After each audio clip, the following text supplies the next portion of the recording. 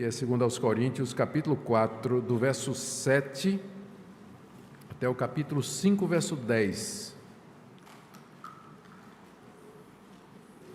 Eu queria convidá-los a acompanhar. Estou usando a Almeida atualizada, a nossa tradicional RA, para fazer a leitura e a exposição.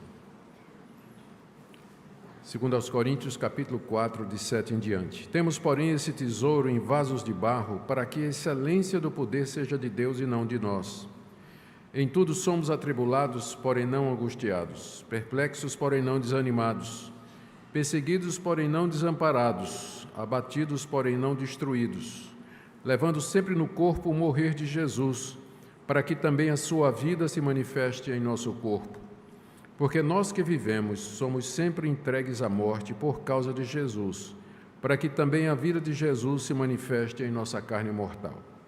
De modo que em nós opera a morte, mas em vós a vida. Tendo, porém, o mesmo espírito da fé, como está escrito, eu criei, por isso é que falei. Também nós cremos, por isso também falamos. Sabendo que aquele que ressuscitou o Senhor Jesus, também nos ressuscitará com Jesus e nos apresentará convosco. Porque todas as coisas existem por amor de vós, para que a graça, multiplicando-se, torne abundantes as ações de graças por meio de muitos para a glória de Deus. Por isso não desanimamos, pelo contrário, mesmo que o nosso homem exterior se corrompa, contudo, o nosso homem interior se renova de dia em dia. Porque a nossa leve e momentânea tribulação produz para nós eterno peso de glória, acima de toda comparação. Não atentando nós nas coisas que se veem, mas nas que se não veem, porque as que se veem são temporais e as que se não veem são eternas. Sabemos que se nossa casa terrestre desse tabernáculo se desfizer, temos da parte de Deus um edifício, casa não feita por mãos, eterna nos céus. E por isso nesse tabernáculo gememos, aspirando por sermos revestidos da nossa habitação celestial. Se, todavia, formos encontrados vestidos e não nus. Pois, na verdade, os que estamos nesse tabernáculo gememos angustiados, não por querermos ser despidos, mas revestidos, para que o mortal seja absolvido pela vida. Ora, foi o próprio Deus quem nos preparou para isso, outorgando-nos o penhor do Espírito. Temos, portanto, sempre bom ânimo, sabendo que, enquanto no corpo estamos ausentes do Senhor, visto que andamos por fé e não pelo que vemos. Entretanto, estamos em plena confiança, preferindo deixar o corpo e habitar com o Senhor. E por isso que também nos esforçamos, quer presentes, quer ausentes, para lhes sermos agradáveis. Porque importa que todos nós compareçamos perante o tribunal de Cristo, para que cada um receba segundo o bem ou o mal que tiver feito por meio do corpo. Até aqui a leitura da palavra de Deus. Vamos orar mais uma vez. Ó Deus, te damos graças porque é o Senhor que tem sustentado teu servo Robinson Grangeiro todos esses anos, como fiel ministro do Evangelho. E, Senhor, como pastores, nós sabemos dos sofrimentos, das angústias, das dores, perplexidades que o teu servo enfrentou esses 35 anos.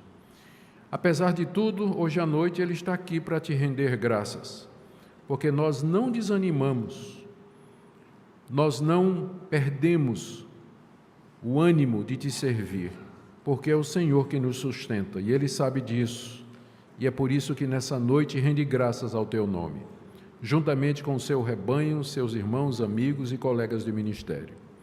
Nós pedimos, Pai, que a exposição da tua palavra agora nos traga conforto, orientação, iluminação, tudo de acordo com a necessidade de cada um de nós e a tua vontade. Em nome de Jesus. Amém.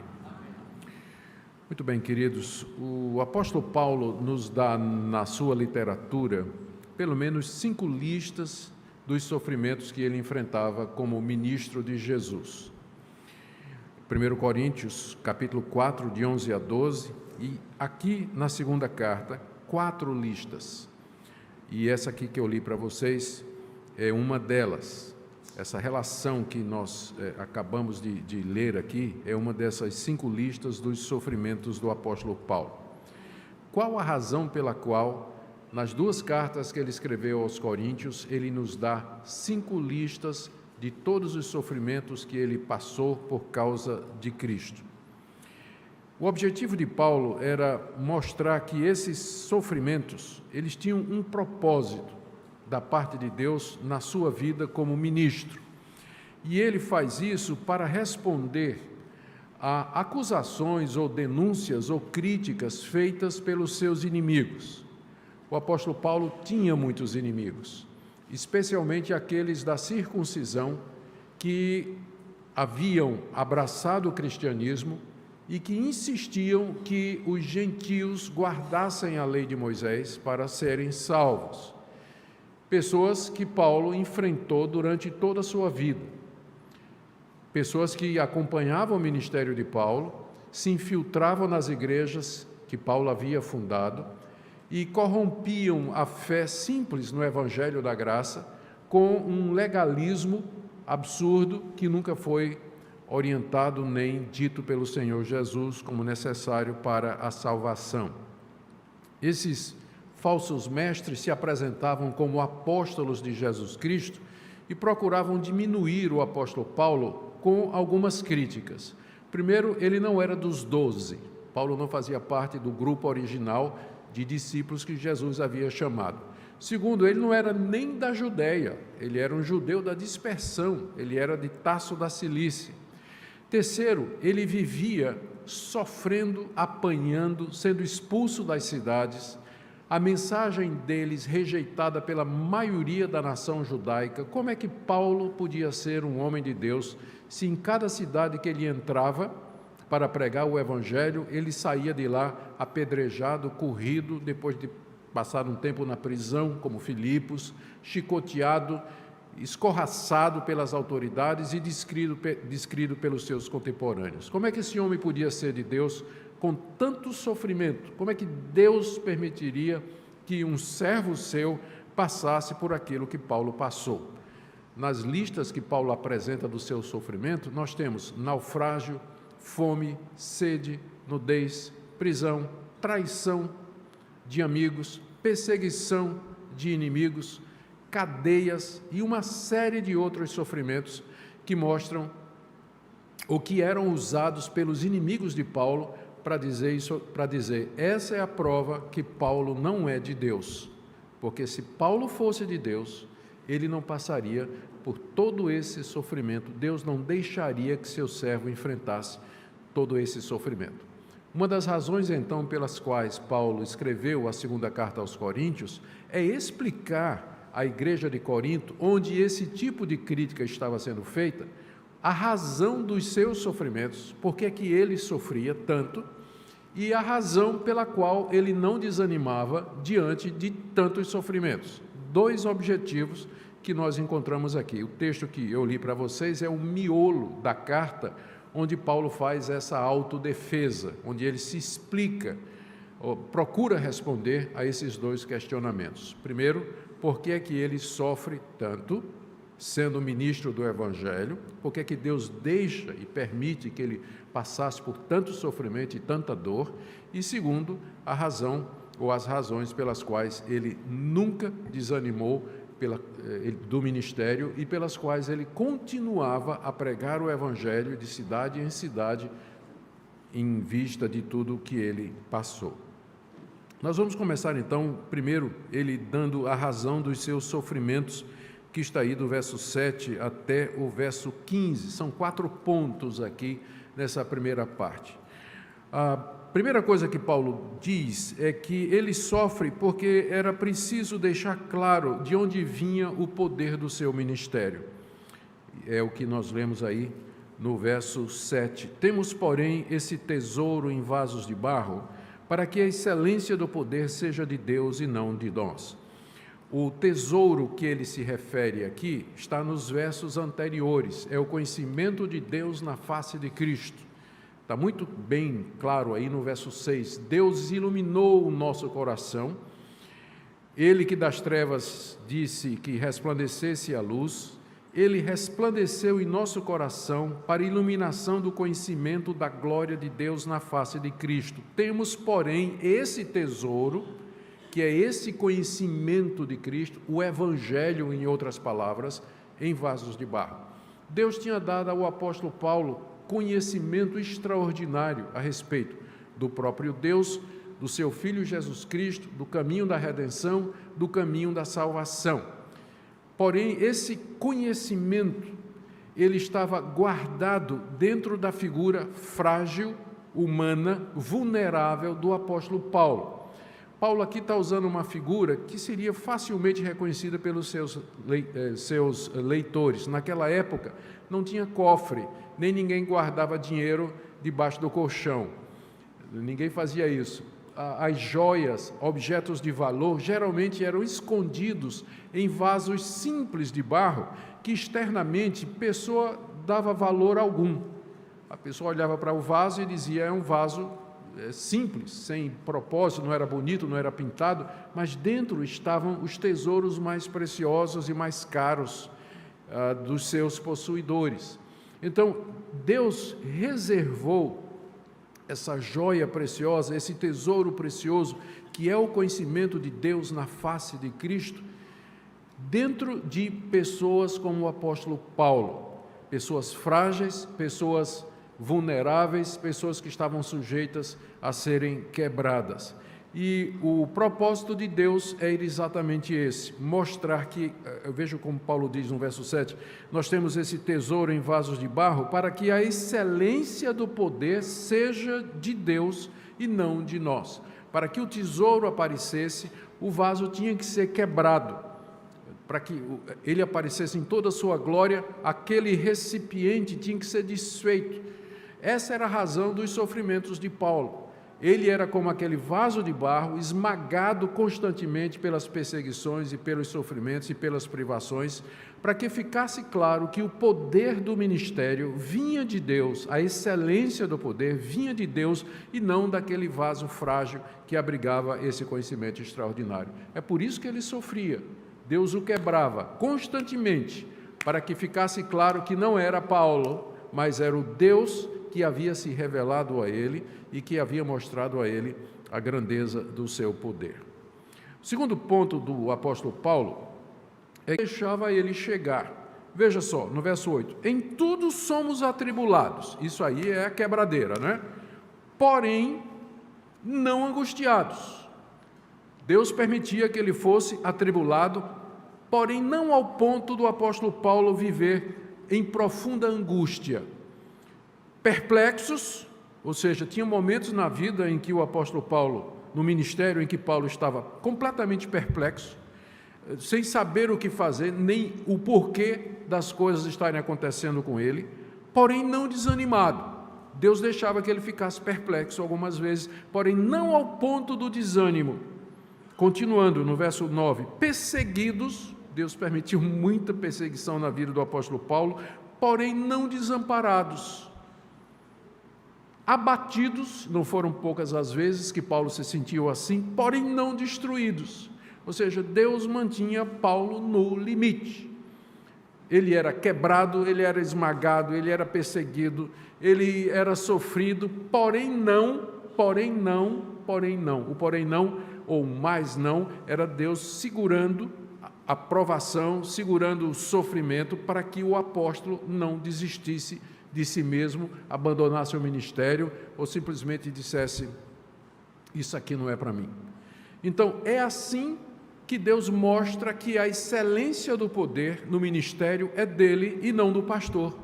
É mantendo o pastor ali no limite, sofrido, angustiado, e às vezes tem conselhos e presbíteros que acham que a missão santa deles fazer com que o pastor de fato experimente isso na sua plenitude, não é?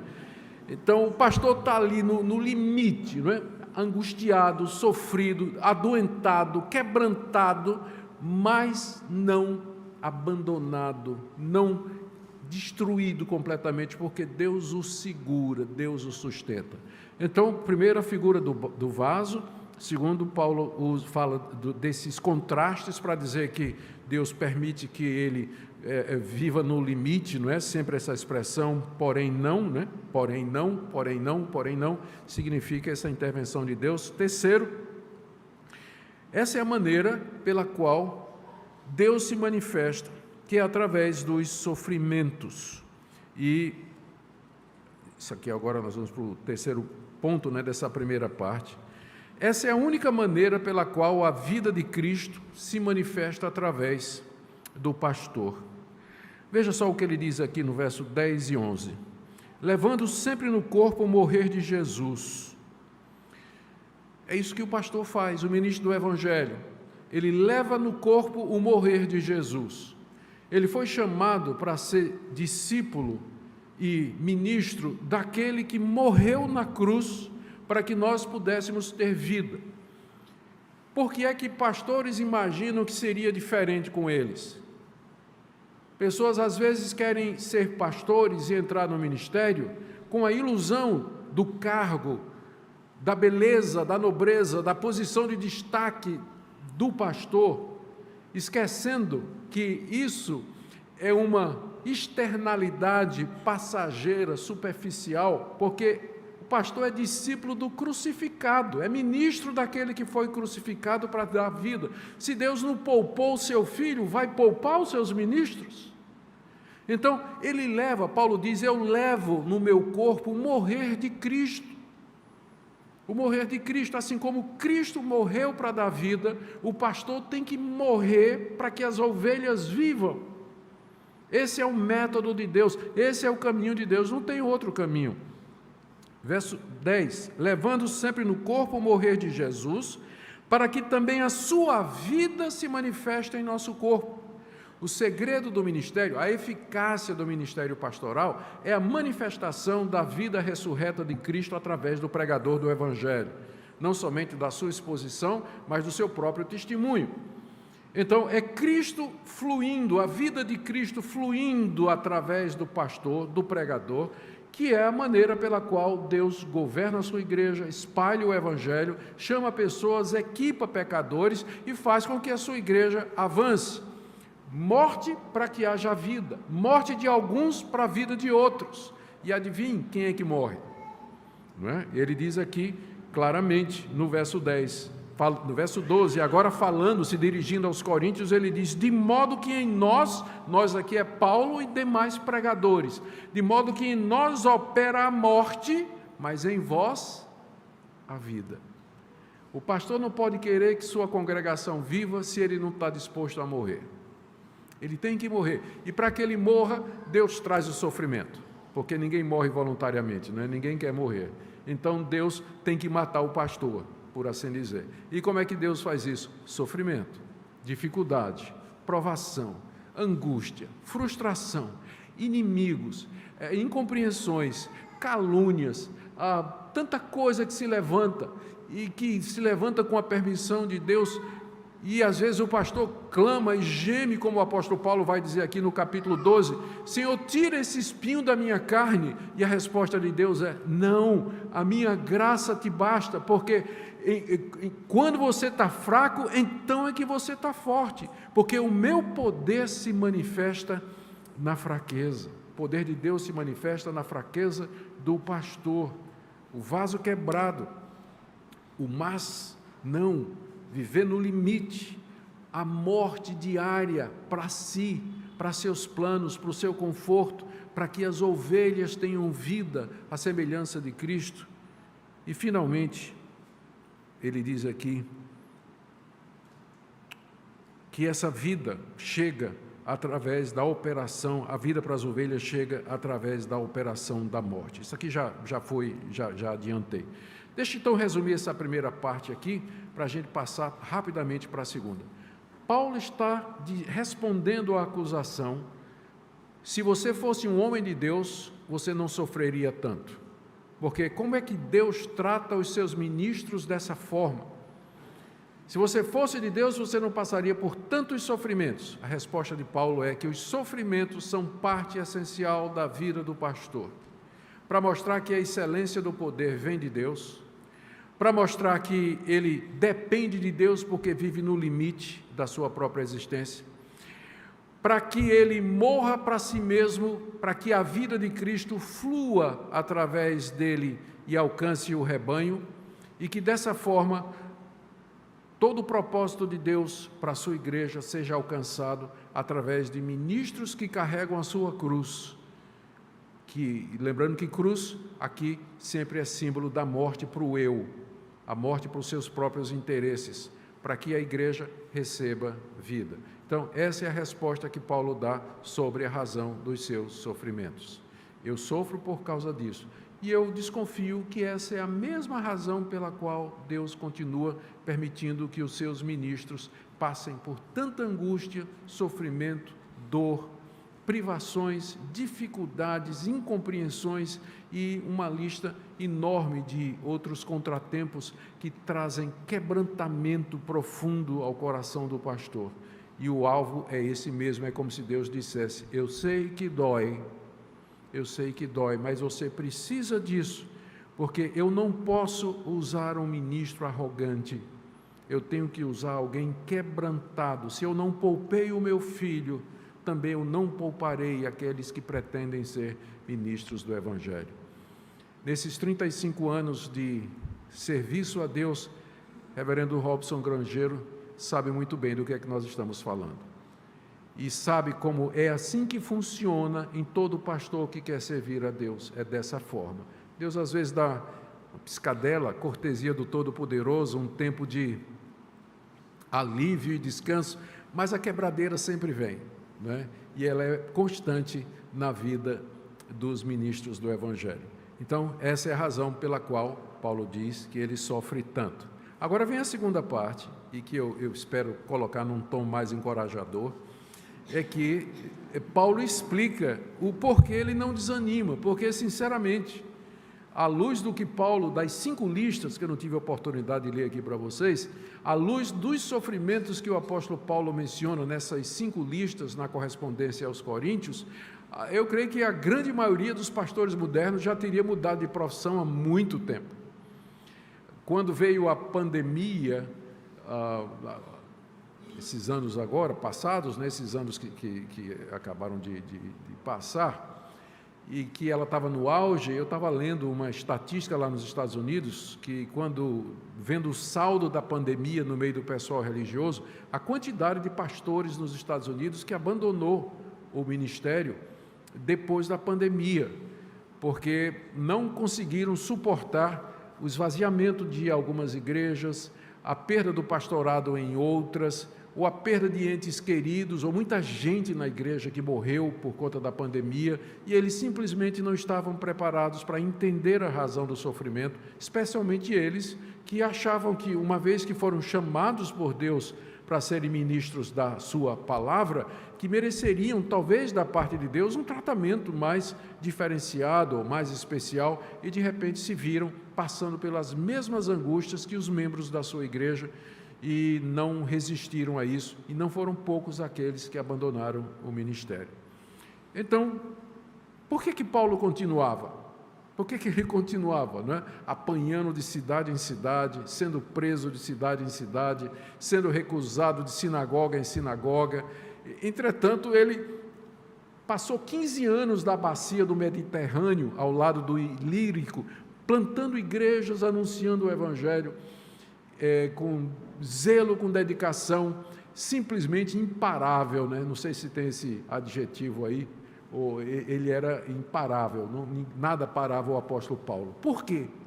Qual era o segredo do ministério desse homem? Ele nos diz aqui, do verso 13 do capítulo 4 até o capítulo 5, verso 10, são 5 pontos que ele coloca aqui, que eu vou correr aqui com vocês. O primeiro deles é que ele cria na ressurreição dos mortos.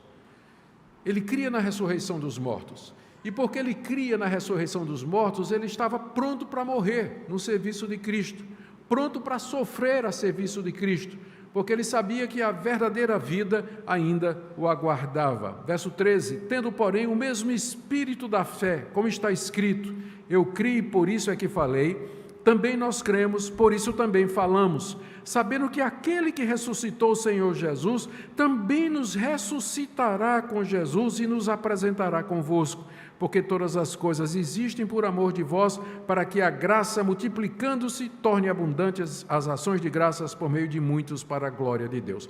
Paulo aqui está fazendo uma citação de Davi, no Salmo 116, verso 10. Lá nesse Salmo, Davi fala que mesmo diante dos inimigos, diante das dificuldades que ele enfrentava como rei, como servo de Deus, ele continuava falando, cantando e louvando a Deus no seu ministério de salmista, porque ele cria que Deus haveria de lhe dar a vitória. Eu creio, por isso que eu falo. É isso que Davi disse no Salmo 116. E Paulo se apropria dessa passagem. Eu creio, por isso que eu continuo falando. E em que Paulo cria que o mantinha falando e pregando no meio de tanto sofrimento? Ele diz no verso 14, sabendo isso, que aquele que ressuscitou Jesus, também nos ressuscitará com Jesus e nos apresentará convosco. Paulo cria na ressurreição dos mortos, por isso ele continuava falando. Eu creio, por isso eu falo. E essa é a primeira razão, o primeiro segredo de Paulo para não parar de pregar, porque ele cria, e ele não podia fazer outra coisa. Ele cria na ressurreição, ele cria que haveria um dia em que os mortos haveriam de ressuscitar pelo poder de Cristo, e que uma nova vida, a vida eterna, no novo céu e na nova terra, teria início, e que ele participaria juntamente com os coríntios, que eram crentes, como ele diz aqui, Cristo nos ressuscitará e nos apresentará conosco, juntos, convosco, aliás, juntos estaremos nessa nova realidade, no mundo vindouro que se aproxima. Quando o pastor crê nisso de todo o coração, e ele é motivado por isso de todo o coração, ele enfrenta qualquer dificuldade, porque ele sabe que nada aqui nesse mundo pode se comparar com a glória da ressurreição. Ele crê nisso, por isso que ele fala, por isso que ele fala. E ele termina dizendo que essas coisas existem para a glória de Deus, todas essas coisas existem por amor de vós, para que a graça, multiplicando, se torne abundante as ações de graças por meio de muitos para a glória de Deus. O que Paulo está dizendo é que essas pessoas, essas coisas, essa maneira de Deus agir, faz com que as pessoas alcançadas pelo ministério dele deem mais graças a Deus, especialmente aquelas que pensam na ressurreição e vivem pela ressurreição e agradecem a Deus por isso. E no final, toda a glória acaba sendo de Deus. É isso que ele quer dizer aqui no verso 15. Você vê que ele termina dizendo que as ações de graças abundantes por meio de muitos redundam para a glória de Deus. Então essa é a primeira razão que ele não desanima. Ele crê na ressurreição dos mortos, por isso ele continua e está pronto a morrer e sofrer por amor de Cristo Jesus. Eu creio que também esse é um excelente incentivo para muito, não só para os pastores, mas para os crentes em geral. Especialmente para aqueles abatidos pela questão da política brasileira, a situação da economia brasileira, as perspectivas do futuro. Nós não vivemos por essas coisas. Nós cremos na ressurreição dos mortos, por isso falamos, independentemente do cenário político. Nós vamos continuar falando, porque nós cremos em algo maior e superior. E é isso que guia, não somente o pastor no ministério, mas o crente na sua vida, no dia a dia. Segunda razão, segundo ponto de Paulo, por que é que ele não desanima? É porque ele faz uma comparação entre o sofrimento presente e a glória futura, nos versículos 16 até capítulo 5, verso 1. São 4 contrastes que ele faz. Ele compara a glória futura, ele introduziu esse assunto com a ressurreição, ele compara a glória futura com o que ele está passando agora, e ele então diz, à luz dessa comparação, do resultado dessa comparação, eu não posso desanimar. Não posso desanimar. Quais são as comparações que ele faz? A primeira é entre o homem exterior e o homem interior. Verso 16, ele começa anunciando, por isso não desanimamos. Então ele agora está mudando de assunto, né? Ele está dizendo agora por que é que ele não vai desanimar. Então, por isso não desanimamos. 2 pontos. Então, vem as 4 razões, na forma de 4 contrastes, porque ele não desanima. O primeiro é esse. Não desanimamos porque mesmo que o nosso homem exterior se corrompa, contudo o nosso homem interior se renova de dia em dia. O homem exterior é o que nós somos no nosso corpo humano. É o homem exterior porque ele está em contato com o exterior, com a realidade física. Então está sujeito a doenças, passar fome, passar necessidade, a sentir dor, envelhecimento e finalmente a morte. Esse é o nosso homem exterior. né? Ele está se corrompendo. Cada dia que passa, ele se corrompe no sentido não ético, de pecado, né? Porque ele já é, mas ele se deteriora. A cada dia você está se deteriorando mais um pouco. Seus músculos, seus nervos, o seu coração, tudo que você é, seus ossos, a cada dia que passa, está se corrompendo, deteriorando mais um pouquinho.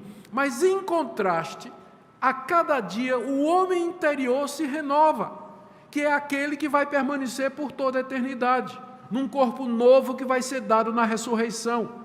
Então eu estou ficando mais velho, estou ficando mais cansado, eu estou ficando mais doente, estou me aproximando mais da morte, eu sinto isso muito mais do que ele, não é? Mas ele vai chegar onde eu estou também, vai chegar lá, só uma questão de tempo.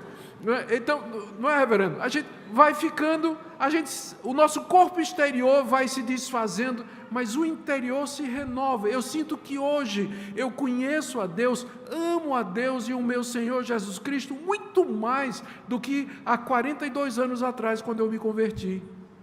Muito mais. O meu homem exterior está se corrompendo, mas o meu interior se renova dia a dia.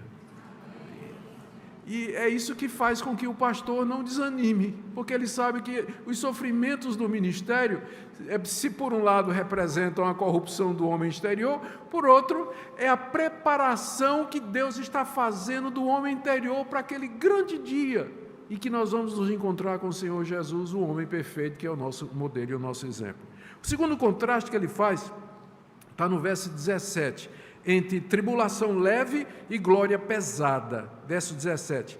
Porque a nossa leve e momentânea tribulação produz para nós eterno peso de glória acima de toda comparação. Olha o que é que Paulo está dizendo aqui.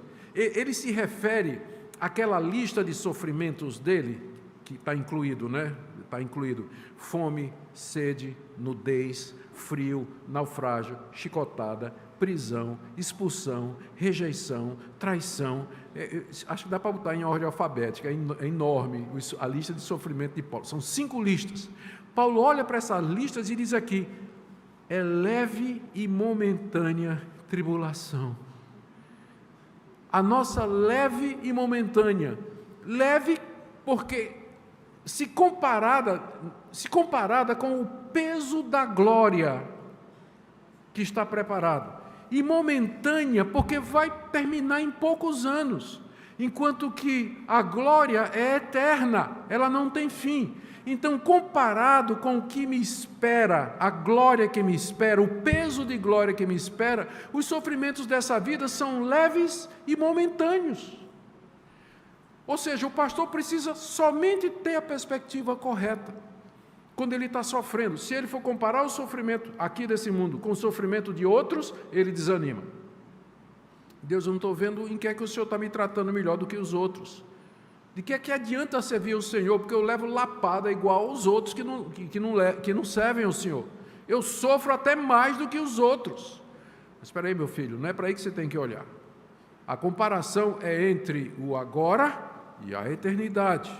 Se você fizer essa comparação, isso vale para o crente também, isso vale para vocês também. Se a comparação for essa, os sofrimentos do tempo presente, a glória reservada para nós na eternidade, então você vai achar os sofrimentos presentes como sendo leves e momentâneos. Essa é a segunda comparação que ele faz. Por isso que ele não desiste, porque ele olha para os sofrimentos da perspectiva correta. Terceira comparação, coisas visíveis e coisas invisíveis, no verso 18. Não atentando nós nas coisas que se veem, mas nas que se não veem, porque as que se veem são temporais e as que se não veem são eternas. Olha que coisa extraordinária. Esse mundo que Deus preparou para nós, por enquanto ele é invisível. Mas Deus quer que nós vivamos vendo o invisível, porque aquilo que você vê, que você toca, que você sente, que você prova, que você experimenta, tudo isso faz parte desse mundo material que um dia vai passar. Se o seu coração está nessas coisas, seu carro, seu apartamento, sua casa de praia, seu marido, seu esposo, seus filhos, seus bens, tudo que você tem, se sua vida, seu coração está nessas coisas, isso tudo vai acabar um dia, e com essas coisas a sua esperança e a sua alegria. Mas se o seu coração está no mundo invisível das realidades eternas, então você vai olhar para esse mundo de uma outra perspectiva, não atentando nós nas coisas que se veem, mas nas que não se veem. Eu não estou vendo Cristo, eu não estou vendo Deus, não vejo o Espírito Santo, não vejo os anjos, não vejo os crentes que já morreram, não vejo a cidade celestial, não vejo o novo céu e a nova terra. Tudo isso eu recebo pela fé, mas essa é a realidade mais real, eterna e fixa do que a realidade material. O problema dos crentes é que eles andam pelos sentidos. Quando a Bíblia, ele vai dizer mais adiante, ele vai dizer que nós andamos por fé. Andamos por fé. Esse é o terceiro contraste. O quarto contraste que Paulo faz, que coloca em perspectiva o sofrimento dele, que faz com que ele não desista, é o contraste entre tabernáculo terrestre e casa nos céus. Capítulo 5, verso 1. Sabemos que se nossa casa terrestre desse tabernáculo se desfizer, temos da parte de Deus um edifício, casa não feita por mãos, eterna nos céus. Esse contraste Paulo podia fazer muito bem. Qual era a profissão dele? Fazedor de tendas. Era a profissão dele. Paulo sabia fazer tendas, mas ele sabia também que, por mais bem feita que uma tenda fosse feita, ela estava sujeita às intempéries. Ela acabava vazando água da chuva, ela acabava ressecando, as peles ressecando por causa do sol, ela não aguentava por muito tempo o vento e a areia que penetrava, e no fim o tabernáculo, que é outro nome para tenda, acabava se desfazendo. Ele compara o nosso corpo aqui como sendo uma tenda, em contraste com o corpo da ressurreição, que é chamado de um edifício feito por Deus, e que, portanto, não morre, não é destruído, não se corrompe e permanece para todo sempre. Nosso corpo aqui é como uma tenda que vai se desgastando com o uso e eventualmente ela vai se desfazer debaixo dos elementos. Mas aí nós teremos de Deus o corpo da ressurreição, que ele diz que, em contraste, é uma casa, um edifício feita por Deus nos céus que nos aguarda. Então, quando você olha dessa perspectiva, que sua vida aqui é como uma tenda provisória, eu já acampei muito de tenda, né? Porque na minha época os acampamentos eram tudo à base de tenda, não era, Reverendo? Hoje em dia não, os jovens é tudo Nutella, né? Quer ir para hotelzinho, né? Vamos acampar, acampamento de jovem, tem que ser hotelzinho, né? Com ar-condicionado. Eu fui acampar de tenda no meio do mato lá com a minha mocidade, né? Então eu sei bem o que é tenda. Os jovens de hoje não sabem, tem que explicar para os jovens de hoje o que é uma tenda, né? Muito bem. Então a nossa vida aqui é comparada com isso. E a vida na glória é essa casa que Paulo diz aqui, um edifício, casa não feita por mãos, eterna nos céus. Então esse é o último contraste. São 4 contrastes e que ajudam Paulo a colocar o coração na direção certa e olhar para a realidade da perspectiva correta. Se você olha para o sofrimento, se o pastor olha para o sofrimento no ministério, da perspectiva da eternidade, como Paulo fazia, ele não desanima. Ele não desanima. Ele sabe que o homem exterior se corrompe, mas o interior se renova.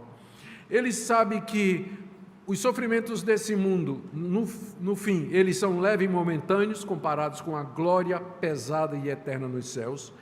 Ele não presta atenção, não vive pelas coisas que ele vê por esse mundo sensível, não é? Sensorial, mas ele vive pelas coisas invisíveis que são eternas. E ele sabe que a vida dele é como uma tenda comparada a um edifício que Deus preparou no céu para ele.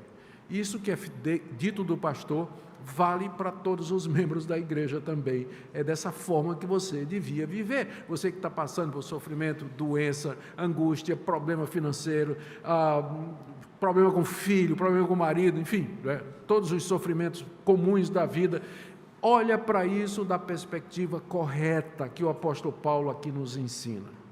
E você vai entender, e você vai encontrar alívio e descanso e coragem para continuar a ser crente, mesmo quando tudo dá errado. Porque ser crente quando tudo está indo bem, é muito fácil, né? Agora pergunte a Jó o que é que representa ser crente quando tudo dá errado.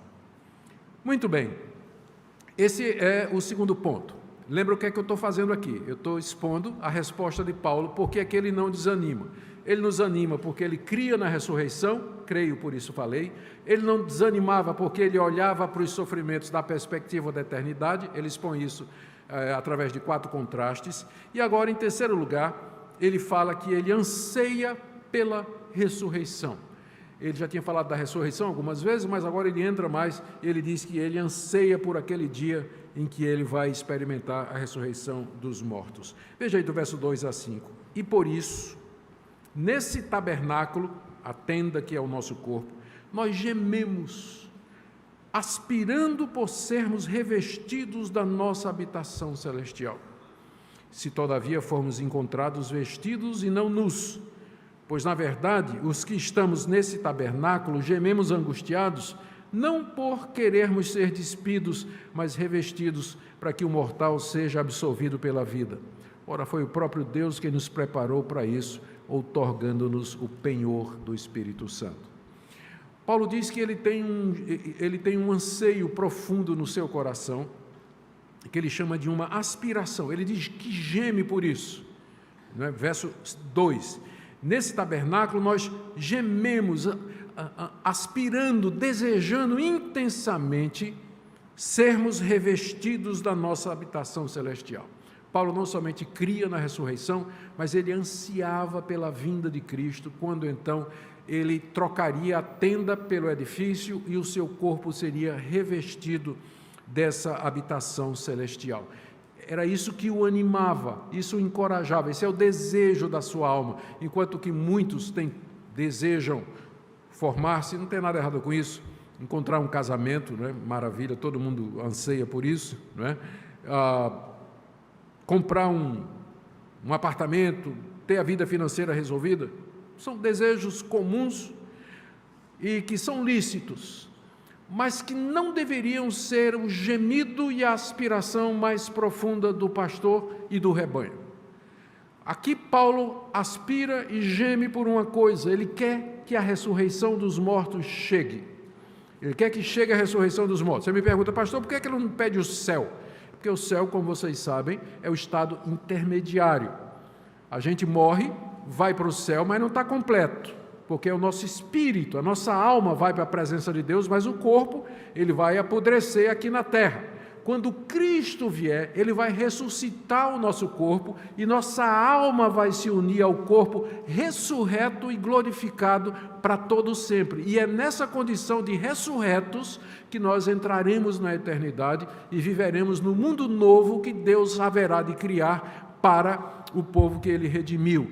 E é isso que Paulo anseia. Se você abrir sua Bíblia, se você conhece sua Bíblia, você vê que a esperança e o anseio do cristão é a ressurreição dos mortos. Céu é provisório, né? É provisório. A nossa anseio e a nossa esperança é a ressurreição dos mortos, que é o estado final. E é isso que ele está dizendo aqui, não é? Ele diz no verso 4, nós gememos angustiados pelos sofrimentos dessa vida, pelo pecado que a gente vê, pela rebelião contra Deus, pelo caos que o pecado de Adão e o nosso introduziu nesse mundo. A gente vive angustiado, o pastor vive sofrendo com isso. Ele vê o pecado no rebanho, ele vê o pecado nas pessoas, vê o pecado nele mesmo, e ele geme, Senhor, quando é que nós vamos ficar livres do pecado e dos seus efeitos? Esse é o anseio e a aspiração de todo pastor verdadeiro, e de todo crente verdadeiro também. Senhor, quando é que eu vou me ver livre do pecado no meu coração? Dessa tendência, desse hábito que eu não consigo vencer, dessa prática pecaminosa que me humilha, que me derruba, que me faz passar vergonha diante do Senhor e pensar em desanimar. Senhor, quando? Quando eu me verei livre disso? E a resposta é aqui nesse mundo. Sim, santificação pelo Espírito Santo, incompleta, imperfeita, e finalmente a ressurreição dos mortos, quando o pecado será tirado para sempre de todos nós. Eu não consigo imaginar como é isso, porque minha vida toda eu fui pecador, né? Pode não parecer, mas minha vida toda eu sempre fui pecador. Eu não consigo imaginar, reverendo, como é viver sem pecado. Como será? Maravilhoso, na ressurreição dos mortos eu tenho um corpo, uma alma, um espírito completamente livres, não somente do pecado, mas da possibilidade de pecar. que é maior do que no paraíso. Adão e Eva foram criados sem pecado, mas eles podiam pecar. Na ressurreição dos mortos, nós não poderemos mais pecar, porque o problema do pecado foi resolvido. E eu, quando penso nisso, eu não sei como é, eu anseio, eu desejo, eu sonho com isso. Como é que vai ser Augusto sem pecado? Porque o Augusto que eu conheço é um pecador miserável, que luta contra o pecado todo dia, o dia todo. Deve ser algo inominável, indizível, não é, que a gente só vai saber quando chegar lá, e que Deus está reservando para nós. Então, é esse anseio que faz com que o pastor não desanime, que faz com que nós não desistamos, irmãos. Só mais um pouco e o Senhor Jesus voltará, e tudo isso será resolvido. Agora, Paulo deixa bem claro, né, que essa esperança só tem quem é crente de verdade. Verso 3, se todavia formos encontrados vestidos e não nus, né? Se formos vestidos com a justiça, com a roupa de justiça de Cristo, e não nu, como lá na igreja do Apocalipse, que pensava que estava bem vestida, mas Jesus disse, você é miserável, pobre, cego e nu. Pensa que está vestido, mas na verdade você está pelado diante de Deus. Então, é a maneira de Paulo dizer aqui, isso aqui só vale para quem é crente de verdade. Então examine o seu coração. Você tem essa esperança, você tem esse anseio, nós gememos angustiados. E ele faz aqui uma ressalva, né, para ninguém pensar que ele está com desejo de suicida. Na verdade, os que estamos nesse tabernáculo, gememos angustiados, não por querermos ser despidos. Eu não estou dizendo aqui que eu quero morrer, mas eu quero ser revestido para que o mortal seja absorvido pela vida. Porque, evidentemente, alguém vai chegar à conclusão errada do que Paulo está dizendo. Ué, Paulo, se é assim, se lá do outro lado é melhor, né, se nos espera uma vida maravilhosa, e que é o fim do propósito, o propósito da criação de Deus com todas as coisas, então, por que a gente não morre logo? E tem crente que até pergunta isso, pastor, por que quando a gente se converte, Deus não leva a gente logo para o céu? É porque você precisa aprender porque é que seu Salvador teve que morrer. Você precisa aprender a seriedade do pecado. Você precisa aprender a grandiosidade da graça e do perdão de Deus. E Deus vai fazer isso e vai lhe ensinar isso até o dia que Ele achar certo de tirar você desse mundo. Até lá, o crente não pensa em suicídio, ele não pensa em tirar a sua vida. Ele geme, ele sofre, ele anseia, mas ele diz, somente no teu tempo, Senhor. O Senhor é que deu a vida, o Senhor é que vai tirar no tempo correto. Pastor, é errado pedir que Deus tire a minha vida? Não, errado não é. Se Deus vai atender, é outra coisa, né? Você pode pedir, tem vários exemplos na Bíblia de homens de Deus que pediram para morrer, inclusive aquele profeta rebelde Jonas, né? E Deus não atendeu o pedido de Jonas. Elias pediu para morrer, né? Pediu para morrer, e Deus disse, não, você não vai morrer não, você só vai na hora que eu levar. Então até lá nós gememos angustiados, não desistimos, continuamos no ministério e vocês continuam servindo a Deus, porque, veja só o verso 5, foi o próprio Deus quem nos preparou para isso, outorgando-nos o penhor do Espírito. Penhor todo mundo sabe, eu espero que ninguém saiba o que é na verdade, o penhor, né? Penhor é quando você está liso, quebrado, vai numa loja de penhores ou num banco e você tira uma quantia grande e você penhora uma joia, um relógio, alguma coisa de valor, que é a segurança que você dá àquelas pessoas de que você vai voltar para pagar aquele dinheiro que você pegou emprestado. Espero que nenhum de vocês saiba do que é que eu estou falando, né? Penhorar coisas, essas coisas funcionam como uma garantia. Deus nos deu um penhor de que Ele vai cumprir tudo isso que Ele está dizendo, que é o Espírito Santo habitando em nós.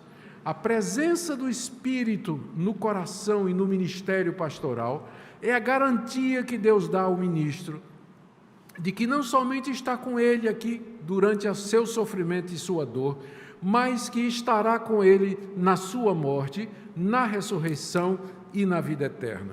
O Espírito Santo é a garantia, é o penhor que Deus nos dá de todas essas promessas. Ele nos preparou para enfrentar o sofrimento, nos dando o penhor do Espírito Santo.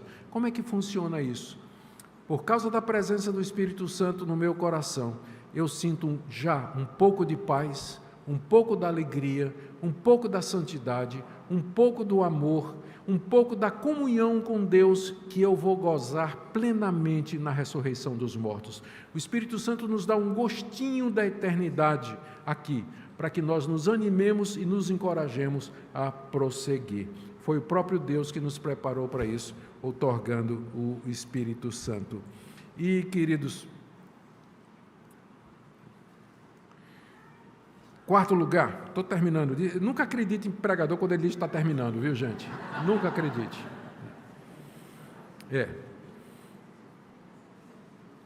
Isso aqui é muito importante. Só recobrando. Paulo está explicando por que é que ele não desanima.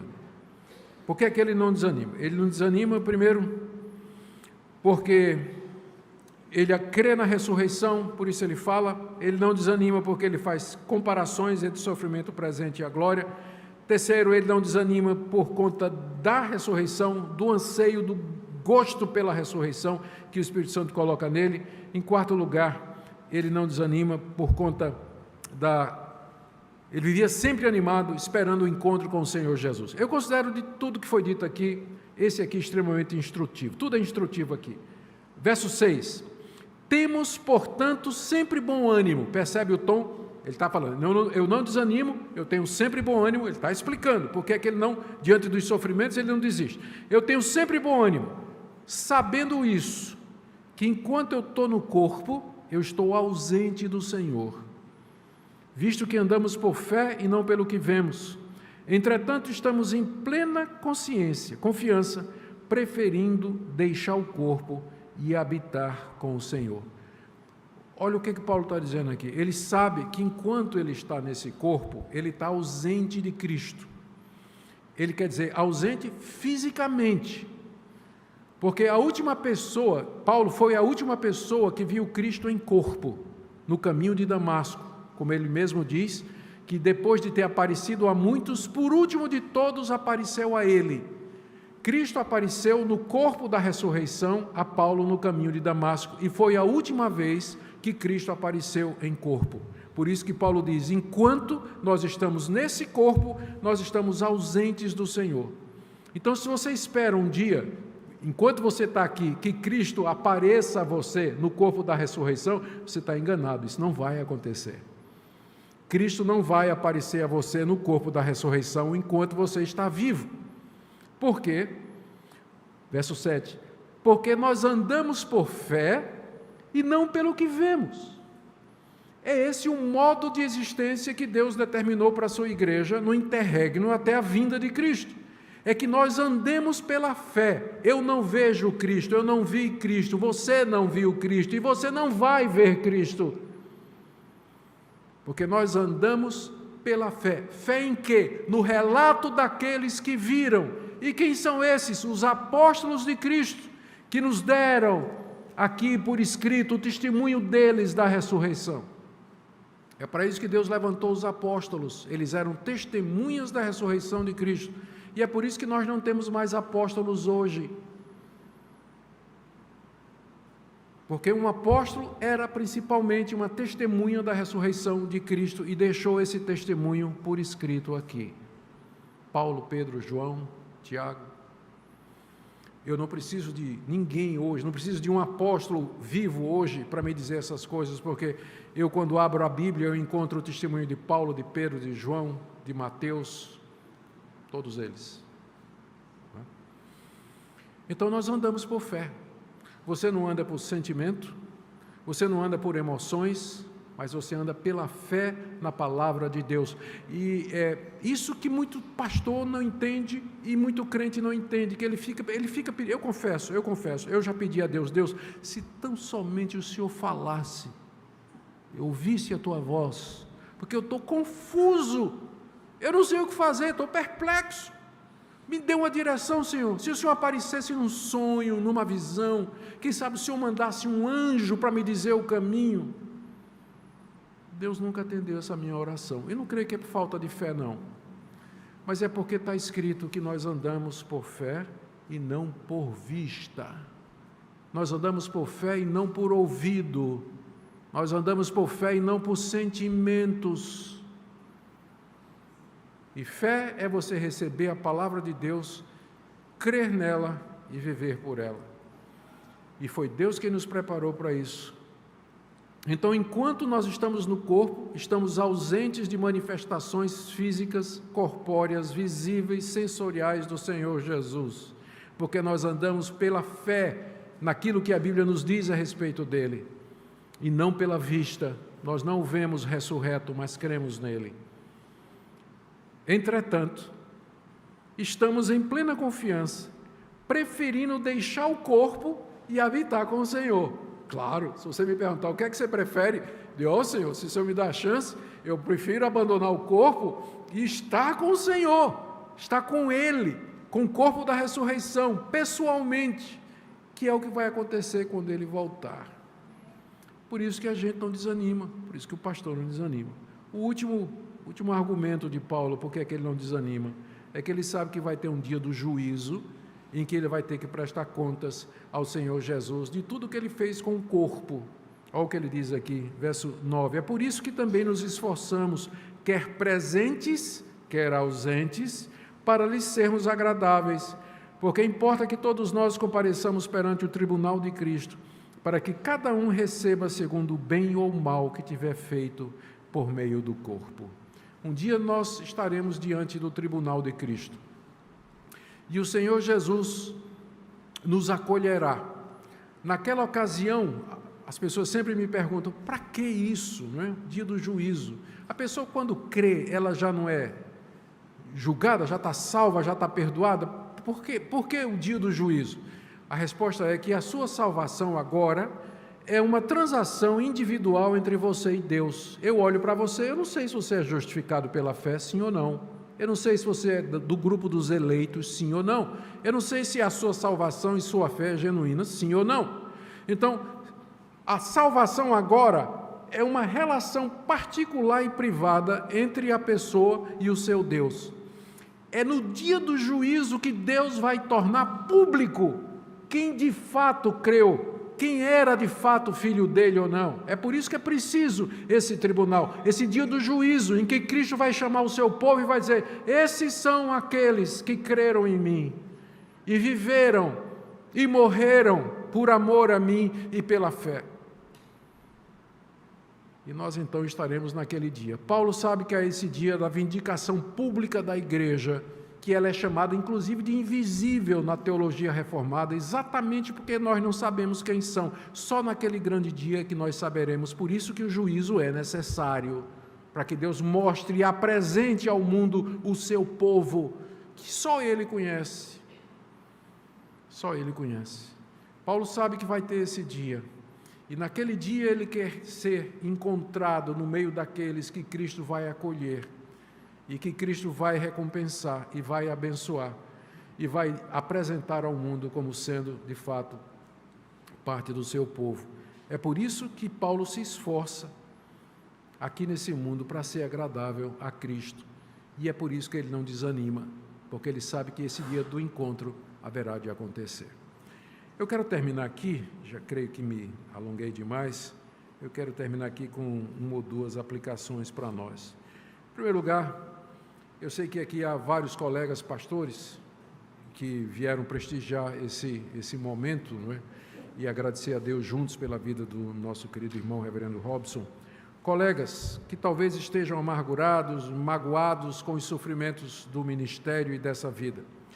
Lembremos do nosso Senhor e Salvador, a quem nós representamos como pregadores, e dos sofrimentos dele por nós. Lembremos que nós somos vasos de barro destinados a ser quebrados para que através de nós a vida do Salvador se manifeste.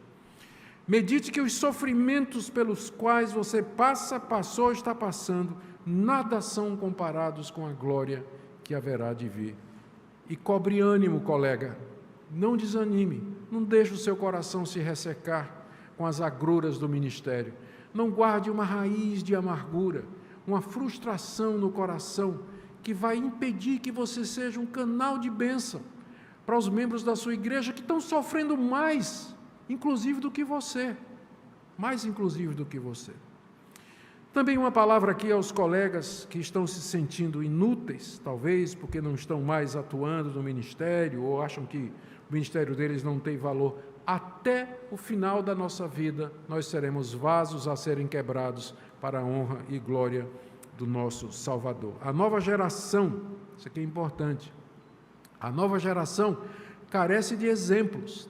Vem uma nova geração de ministros do Evangelho aí, mas eles precisam de exemplos, eles precisam olhar para aqueles que terminaram bem, porque mais importante do que começar bem é terminar bem. A quantidade de pastores que caem pelo caminho, que não chegam bem ao final, é muito grande. E a nova geração precisa de exemplos, precisa de referenciais. Portanto, não desista, querido colega, irmão. Uma palavrinha aos membros da igreja, aos irmãos em Cristo. Não desista também, isso que foi dito aqui se aplica a você também. Essa palavra é para você também. Os sofrimentos dessa vida têm como objetivo quebrar sua confiança em você mesmo, para que você deposite completamente a sua esperança nas coisas celestiais, para que você aprenda a andar pela fé, e não pelo que você sente, pelo que você tem ou pelo que você vê, para que você aprenda que as coisas que nos aguardam, em comparação, são muito melhores, maiores, do que os leves e momentâneos sofrimentos que nós passamos aqui.